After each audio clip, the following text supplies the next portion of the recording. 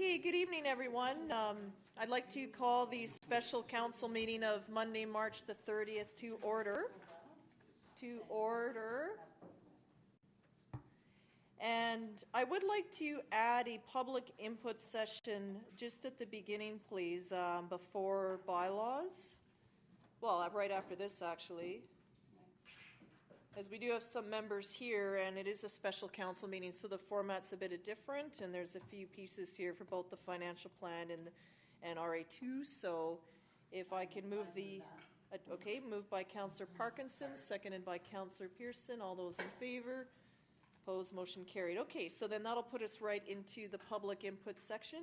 If anyone has any comments or questions to direct to council, please do so. If you could state your name and address for the record. Thank you. It shrunk. Did. Ellen Lures, 5526 Souk Road. I really wanted to comment on the whole financial budget. I didn't realize there wasn't going to be a public portion.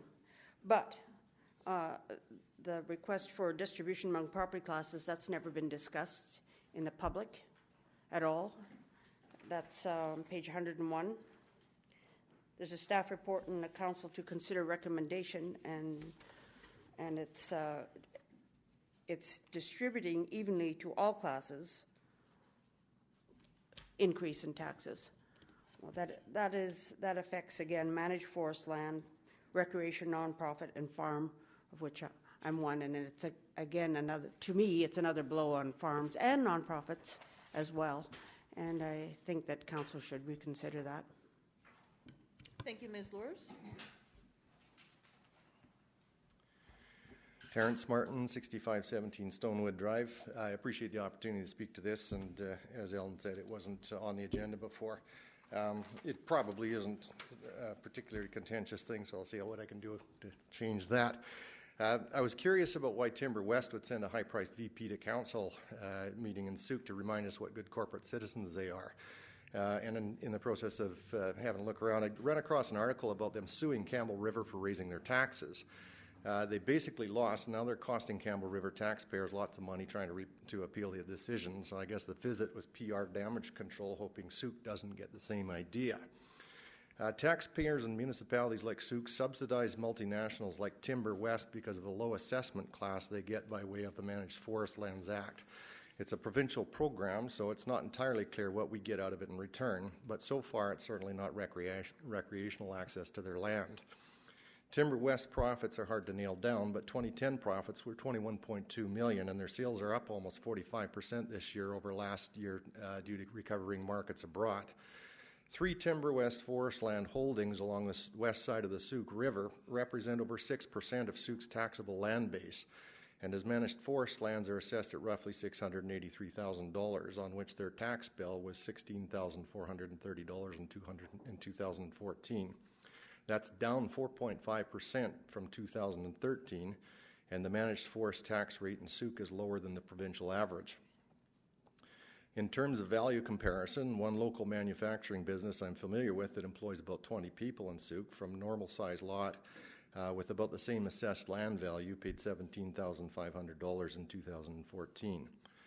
Our OCP establishes the importance and value of recreational access to forest lands. As established by Campbell River, the municipality has the power to significantly raise taxes on managed forest lands. If we're going to continue to subsidize Timber West, as appears to be the case with the agenda item recommending to spread the upcoming tax increase evenly across property taxes, I submit that we should get something out of our generosity. The Timber West representative informed me that they will only deal with the BC Wildlife Federation on access issues, and coincidentally, as a result of my involvement with the boat launch, I'm engaged with the BCWF executive to see if I can bring their Region 1 AGM to town. For those that aren't familiar with the BCWF, it is the provincial organization representing the interests of the 500,000 hunters and anglers in British Columbia, and Region 1 has over 10,000 members. So my ask is this. I request that Council consider to resolve that the Mayor will work with me and the BCWF representatives to send a letter to Timber West pointing out the tax situation and requesting the quid pro quo of a motorized recreational access agreement arranged through the BCWF for the 3 Timber West properties accessible by the Boneyard route along the west side of the Souk River. In addition to the Souk River, that access would also give us access to Boneyard Lake, which is stocked by fisheries, and a large block of Crown land immediately joining our northern boundary.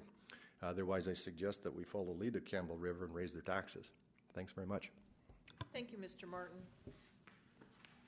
Okay. Question from Councillor Ray? Yes, I just have a question for Mr. Martin. I missed the very beginning. You were saying that it went to court with Campbell River? In 2009, Campbell River looked around and noticed they were about $1.5 million short in their budget, and they looked around for what they were going to do about it, and their lawyer told them that they can raise the mill rate, essentially the assessment rate on the Timber West lands that were within their boundaries. They did so. It was about $135,000. They raised it to $1.4 million. It was a huge increase. Went from a few dollars to something to $100 and something per thousand of assessed value. Timber West took them to court on that. The court did find that Campbell River had gone about it in an inappropriate manner. However, they didn't completely dismiss the entire position. And now Timber West, in other words, they can get them. Probably not for that much, but they can most certainly change the assessment rate on a particular class of properties within the authority of a municipal government, and they did so. So now Timber West is back niggling at about $55,000 or something, and dragged them into court on an appeal. But they'll, in all likelihood, it appears that they will lose that. So who knows what they're up to there? But, Thank you. Thanks. Mr. Martin, if you could send me that information. Most of us are heading up island in a few short weeks to the AVICC conference, and so I can connect with the mayor of Campbell River for some more info. So it would just be helpful to have that in the background. And there is also a session on private managed forests, which would be applicable. So it would be an interesting, maybe just to have this information should council attend that session just to look and ask about that. I certainly will. Thanks very much. Okay, thank you. And we'll be hitting this matter a little bit later on in the agenda for the both of you. Okay, so we're going to roll ahead into RA1, the 2015-2019 5-year financial plan. Starting off with a staff report, Mr. Dillabaugh. Excuse me, Your Worship. We need. Oh, I'm sorry. I completely jumped ahead there. Thank you. I stand corrected. Okay, on page 1, bylaw number 611, zoning amendment bylaw 600-15, and that's the recommendation is that council adopt the bylaw. Moved adoption by Councillor Parkinson, seconded by Councillor Pearson. Any comments or questions? All those in favor? Opposed? Carried unanimously. Thank you. Okay, now we're into reports requiring action and the RA1 financial plan. Mr. Dillabaugh? Thank you, Your Worship. So this is coming forward to council now from after the discussions at the Committee of the Whole. Again, there are two versions of the proposed financial plan before you this evening, and I just outlined the differences. The years 2016, 2017, 2018, and 2019 are actually exactly the same between the two, even though the percentage increase in 2016 is slightly different based on the 2015 increase. And that's around the decision or the recommendation from Committee of the Whole to use 91,000 of the new tax revenue to offset the increase for 2015.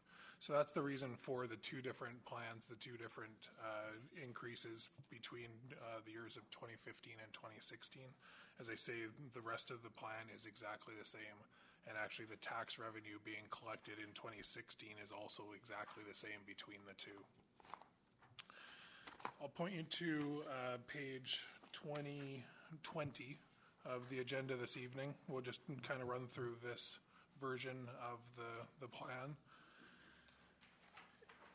Page 20 of the agenda are all of the adjustments that have been made to this document from the very first document that Committee of the Whole received. So these are the recommendations from the Committee of the Whole that we received. And in addition to a couple that we as staff have now got more up-to-date information, and so those are included in there as well. And so this is before council this evening for approval of one of these two options, What we'll do then is take that approval, that is the approval of the detailed budget. We will then bring that forward and turn it into a financial plan bylaw as well as a tax rate bylaw. So that's before you this evening, and if there are any questions, I'd be happy to take them at this time. Mr. Dillabaugh, one question I had at one of our meetings where we went through the budget, there was agreement on council to explore a connection to Goodmere off of Brownsea, or doing improvements along Brownsea to make that a road, so as the roundabout went ahead, you could see that circular movement, or at least the vision that council has in terms of progressing development towards the town center. Where does that discussion fit into this budget? Where would that roll in? Through you, Your Worship, there isn't necessarily specifically related to that. That could fall under the road and sidewalk improvement budget that's in the capital this year. And if the decision is not to allocate it from that budget, we can certainly look at adjusting and amending the budget and funding that from either surplus or a reserve throughout the year after this budget is adopted as well. So those would kind of be the two options. It is not specifically an adjustment that has been made to this budget at this time. Is there a way to add like a note, though, into the budget that is something council wants to explore? It would just not be because the town center is a priority, or I'd like to just see some notes more to that effect. We can certainly look into it and perhaps include something in the verbiage at the beginning of the document, certainly. That would be great. Yes. Okay, thank you. Questions from Mr. Howe, are you adding to that? And then I'll go to Councillor Ray. And that could very well be part of council's strategic plan Yes, and the priorities there, which would dovetail with any comments in the budget. that's great. It would just, yeah, I'd like to see some language here. Councillor Ray? Yes, thank you, Your Worship, and that was one of my comments. The second thing, Mr. Dillabaugh, just trying to figure out the difference between the two. So I went and I compared all of the items for 2015 and 2016 from page 21, trying to understand this difference, and the corresponding page from the other document, 66, so it would be 67 is my guess, right? What I noticed, it's because they're side by side. All the numbers are exactly the same all the way through, with the exception of in the first section where it says the transfers to reserves, and that's the 91,000 that you're talking about. So under 2015 it says 741,553, and in the 2015 option 2 it says 832,553. So that's that 91,000. So every single line is exactly the same. What I don't understand is how does that translate for 91,000 is about 63,000 is about 1 percentage point. I don't understand how that translates to 4.39% increase, that 91,000.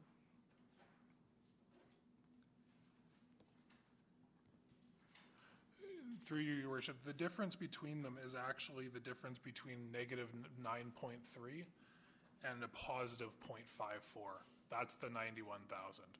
Because you're looking at just 2015 for that. But I don't understand how that translates to 4.39 in 2016. Under option 1? Yeah, and 0.293 in option. So you're looking at the difference in 2016 from 2.93 in option 2 to 4.39 in option 1, and over $91,000. I'm at a loss. I don't know how that works. Certainly, through Your Worship. That is, the percentage increase for each one of those years is taking what the tax revenue for the previous year is, and then what it will be for that year.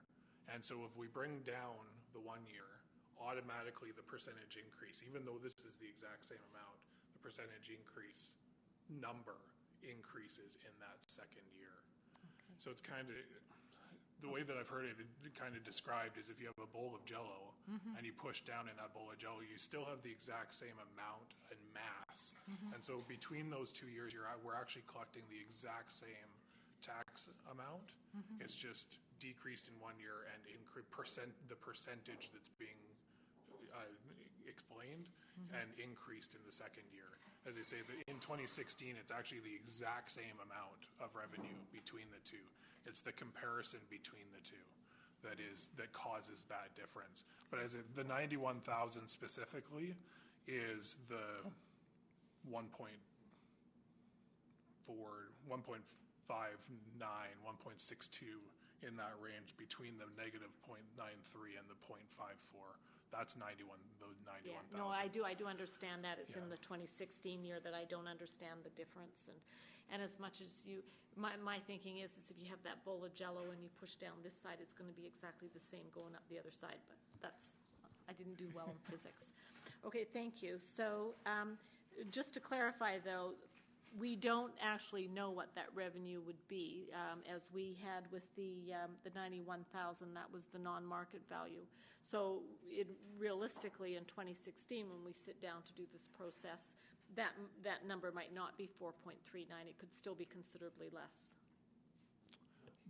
There is that potential, yes, Okay. as long as that money is then also used to offset the tax increase. As compared to the other option is to put that money into a reserve for future expenditures. Right. So those are kind of the two options there. And the risk that potential risk that we run is that the revenue from the new growth isn't $91,000 next year. And we would then have to increase to make up that difference in the future year. Sorry. So I'd just like to come back to what Mrs. Lures and Mr. Martin has commented on, and I understand that it's in the next section. But these increases that we are showing here, so when we look at whether it's, let's say, the 0.54%, is that across all of those, all of our set tax rates then? Like, so would that be 0.54 going up for each of those? Through you, Your Worship, it may not be exactly 0.54, and it depends on what the decision on the next report is. It can be allocated. That's the I guess I'll take a step back. That's the overall increase taxes for the municipality.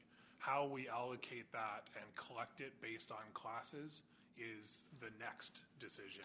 Okay. And if we were to allocate it as best as we can across all property classes, it will come out very close to 0.54. It'll depend a little bit on whether one class increased more than another class as to what exactly that number is. But if it's decided to allocate it across all of the classes evenly, we balance that as best as we can be among those classes. But this is the overall increase of taxes. And the reason I asked it for that was because then I can understand, because if we go with option one, there's a 0.93%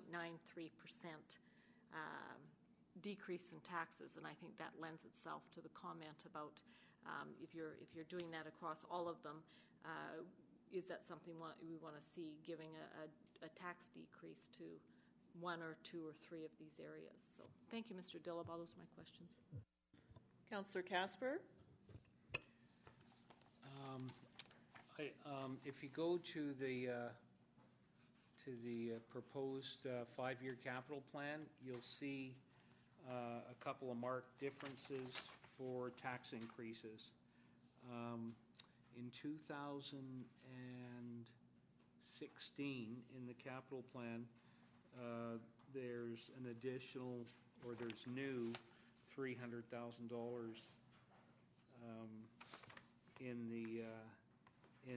the capital plan. The taxes goes from $215 collected for $380 at the bottom, and then it goes to $606,000 in 2016. It's on the capital plan on the big spreadsheets. So you've got capital plan 215, and if you look down, you'll see taxes $380,000, in 215, and then you go to taxes in the capital plan, 606,000, and then in 217, you go to taxes, 796,000.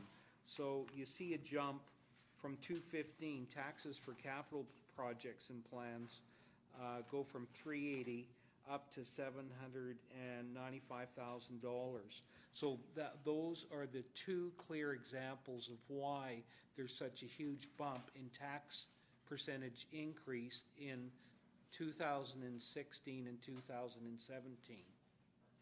Okay, so those capital projects may or may not happen, number one. And number two, whether or not all of these expenditures occur in 215 and the corresponding taxes being used for those purposes may not happen. So there could be a further adjustment, and that's what I mean by these projections of tax increases mean nothing. It's your current year that you're looking at, because that's what we're dealing with, the here and now. And the rest is pure speculation.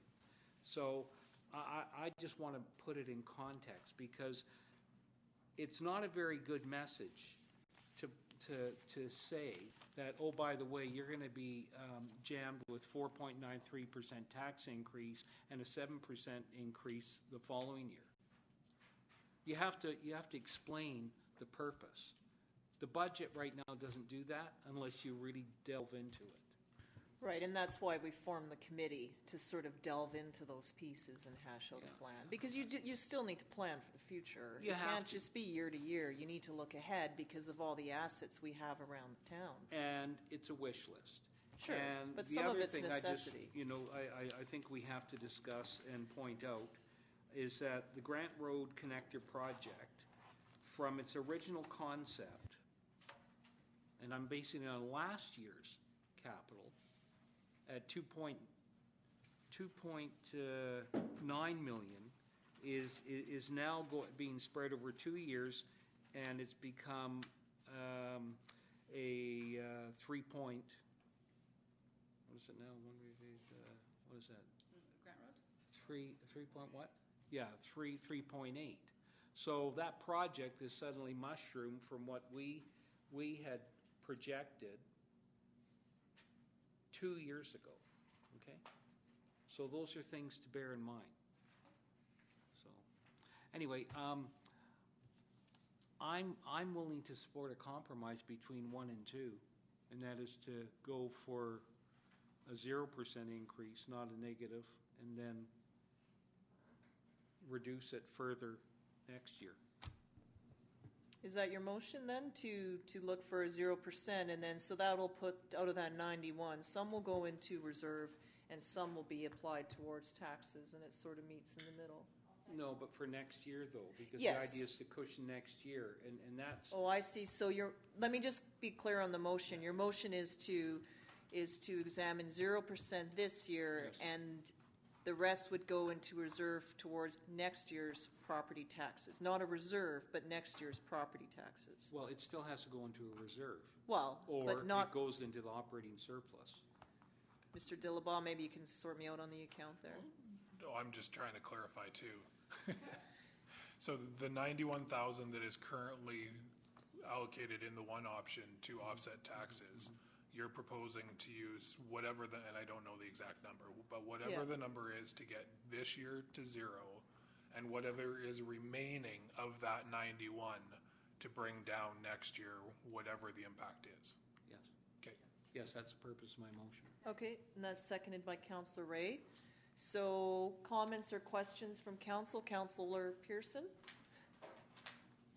Yes, thank you. And I think that 0% is a good saw-off in the middle, and if we use that again wisely for next year. So then am I to understand is that we're still earmarking the 91,000 of the non-market growth towards tax reduction, but now we're spreading it over 2 years? Yes. Okay, but the remaining 200,000 will continue on. Okay, that's fine. I'll support the motion. That is correct, right? Yes. Yeah, and then we still continually are putting money into reserves all at the same time. We're just not taking that non-market growth in. Okay. other questions from councilors on the motion? Okay, so I will call the question then, and that, on the motion, all those in favor of the motion? Oppose? Carried unanimously. Okay, so then in that case, that is the motion then. So then I would like to look at the suggested action. Like, are there any more questions? Like, that's sort of dealing with option A, or pardon me, option 1, option 2, the two plans. But I would like to just know across the table here if there are other questions or comments from councillors about the overall plan, and then we can look at the suggested action. Councillor Ray? Just to reiterate your comment about, with the strategic plan that's coming out, there's pieces, I think, of that needs to be incorporated. So that's my only comment. Yeah, great, okay. So then at this point, the suggested action then, keeping in the motion that we just did, that council approve the proposed 2015 to 2019 5-year financial plan and direct staff to prepare the 2015 to 19 5-year financial plan bylaw and the 2015 tax rate bylaw. Moved by Councillor Ray, seconded by Councillor Pearson. Discussion on the motion. Councillor Casper? So my question, I didn't get into the discussion, but how are we going to then spread the tax load? That'll be our next discussion piece. But I think staff need to give us some option, like an option. Is it going to be spread across the board equally like we've done in previous years? That's the next item on the agenda. Yeah. That's our next agenda item. All right, Okay. okay, fair enough. Any further comments on the motion? All those in favor? Opposed? Carried unanimously. Thank you. We're rolling along on the budget. Mr. Dillabaugh. I just wanted to point out or mention one thing to council with the 0% increase. Just to be aware that people's tax bill is not going to be exactly the same as what it was last year, because roughly 40% of that bill is ours. That's what the 0% is. So Yes. just to make sure that that is out there, that you won't see the exact same amount on your tax bill with the 0%. So I just wanted to make sure that that was. And in terms of what taxes folks pay, it's also going to be contingent on BC assessment and housing their fluctuation of that's their assessment as well. fluctuation And that's what on will come housing. forward. And then all the components from the CRD to school to library to transit and all those other sections. Councillor Ray? Yes, just a thought. This happens every year, and we do a little thing to go in the envelopes, and some people read it, lots of people don't, because they write letters into the newspapers calling us liars. Can I make a suggestion, or for some consideration, is perhaps your worship might like to do a letter? Yes. Or do something with all of the papers that we have in Souk that summarizes and informs, and hopefully that way people will understand, because I think that's the challenge, right? We say the 40% is 0, but there's 60% of the tax notice that we have no control. So that's just a suggestion to come from mayor and council. I would like to do something like that. You have your, we're sort of limited to the envelope size and the weight, but here's your notice, that's legal size, that's scaled down, and we have a bit of the handout. So perhaps there's one way of looking at a letter from mayor and council on the one side and a graphic or something on the other, something a bit different, or even to look at sort of something that would also incorporate the elements of our strategic plan in there together. If I can, I would keep it simple. Yeah. I think if we start adding all of that in, it'll get a little more complicated and people might not read it. So you don't like the... I would keep it simple in terms of trying to help people understand the tax piece, and even just maybe working with the three newspapers in town to put in an article that just is from mayor and council about what it does mean for our portion of the tax increase. Yeah, because as our strategic plan rolls out, the one paper is offered a section. I intend to do a letter or a message out from there, and then another one as we get closer to tax season, but a nice letter, maybe different than, and maybe read more than the actual insert, so that is true. But I think it just allows us to point to something, to say, check the newspaper, rather than, say, read your little pamphlet. Most of them will probably Well, it would thrown be a out. combination of both, but it would be something to go out into the mailing as well, because not everyone reads the paper either. So, any of them. Okay, so on that note, I believe we've called the question. So thank you, Mr. Dillabaugh, for your comments there.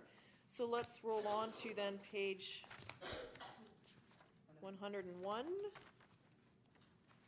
And this brings us to the distribution among property classes of 2015 tax impact. And so in the previous year, it was to equalize the tax impact. And we did hear a few comments there, though, about the impact on farming and nonprofit.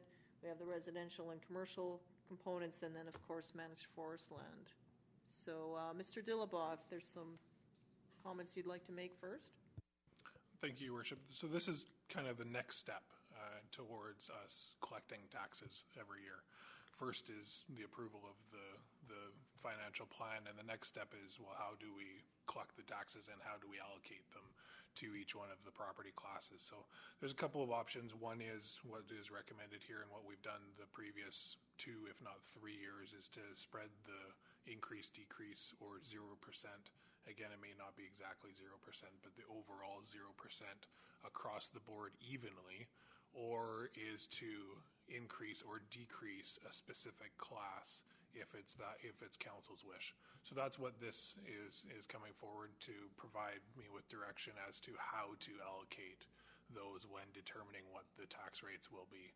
And then from that decision, I'll bring forward a report with the tax rate bylaw that outlines that information.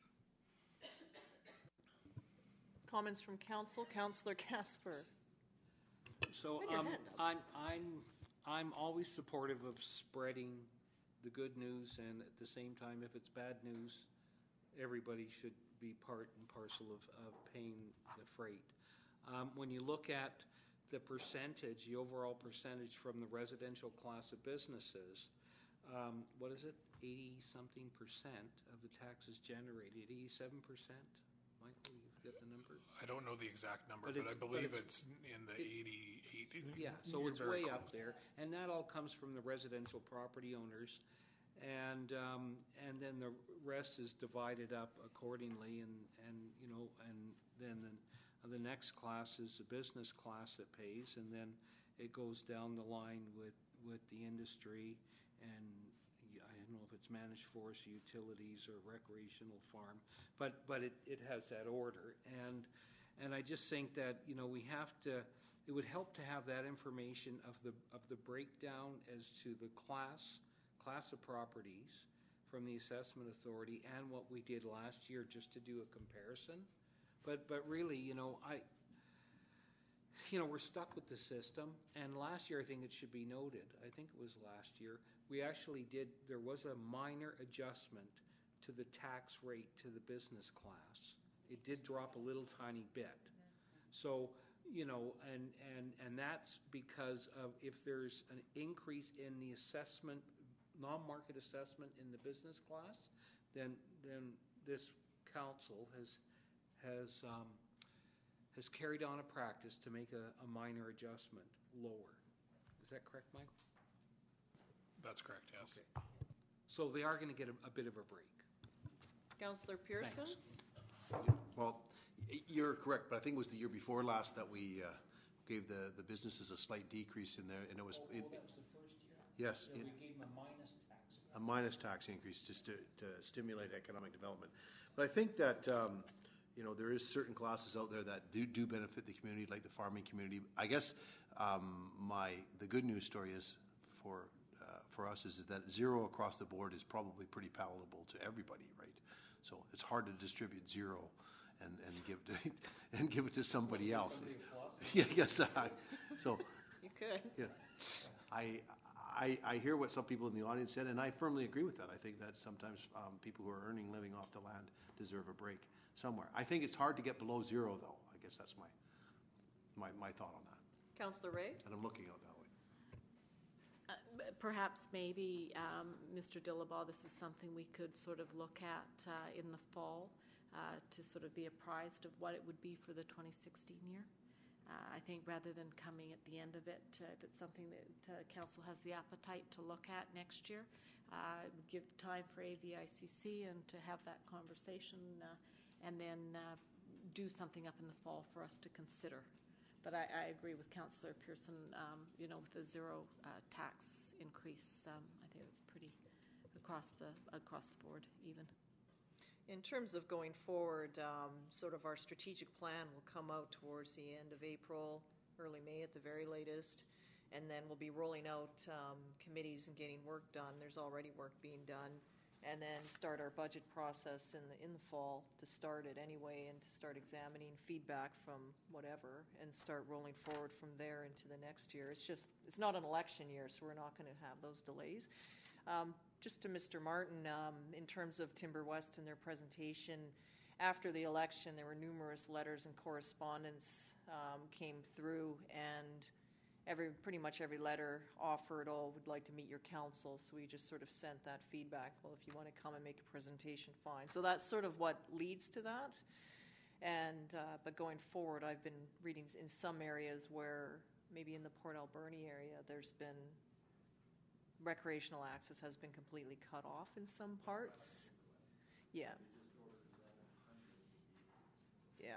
So that's where I think as we go to AVICC and later UBCM and start talking with our peers about how we can look at doing that. So certainly any information that you may have would be greatly appreciated in terms of going forward that way. Okay, so in this case, the recommendation sort of follows on council's discussion here, and that's that council directs staff to equalize the tax impact across all the property classes. Someone prepared to move that motion? Moved by Councillor Berger, seconded by Councillor Ray. Any further discussion on the motion? All those in favor? Opposed? Carried unanimously. Thank you. And I believe that concludes our special council meeting. So I'll take a motion to adjourn, please. Moved by Councillor Pearson, seconded by Councillor Ray. All those in favor? Opposed? Carried. Thank you.